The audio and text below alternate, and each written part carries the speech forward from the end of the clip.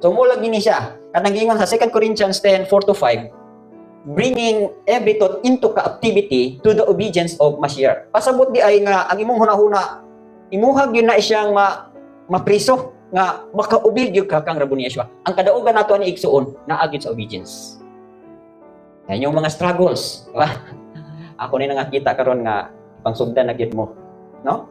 O grabe na gyud ang mga struggles nga inyong gisinati. Anyway, naalang ko yung mga mga points nga once na nag-struggle mo, duha na tuluran na yung himuon. It's either prayer, no? Prayer. O magsok mo sa pag-ampo. Or naaba mo sa meditation.